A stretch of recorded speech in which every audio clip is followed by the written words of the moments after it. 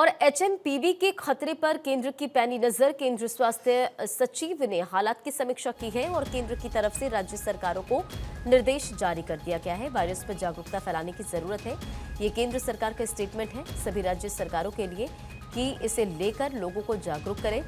और देखिए, एचएमपीवी को लेकर स्वास्थ्य मंत्री जेपी नड्डा ने कहा था कि विशेषज्ञों ने यह कह दिया कि एचएमपीवी कोई नया वायरस नहीं है। 2001 में इसकी पहली बार पहचान हुई थी और इसके बाद ये दुनिया में फैला। ये सांस लेने से फैलता है और हवा के माध्यम से फैलता है और ये सभी एज ग्रुप के लोगों पर असर करता है। WHO हालात पर नजर बनाए हुए और हमसे जल्द ही रिपोर्ट शेयर की जाएगी। ये स्वास्थ्य मंत्री जेपी नड्डा का स्टेटमेंट था और इसी के साथ एचएमपीवी के खतरे पर केंद्र की पैनी नजर है।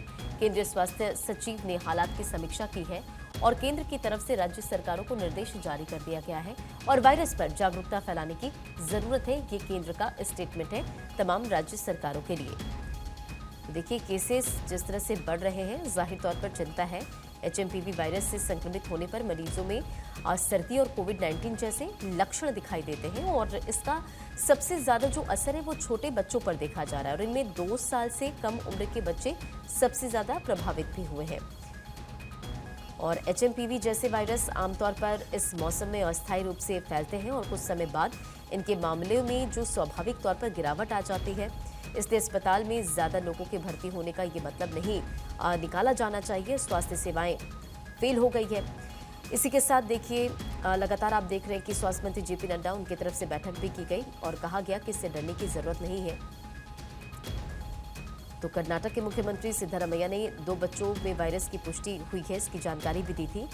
और क्योंकि कर्नाटक से पहला केस सामने आया था और ये देखकर उनकी तरफ से स्टेटमेंट दिया गया कि तुरंत कर्नाटक के स्वास्थ्य मंत्री से बात की है। सरकार इस वायरस को खत्म करने की हर संभव प्रयास करेगी। इसी के साथ केंद्र सरकार ने एडवाइजरी जारी कर दी है, क्या करें क्या ना करें, ये पूरी जानकारी शेयर की गई।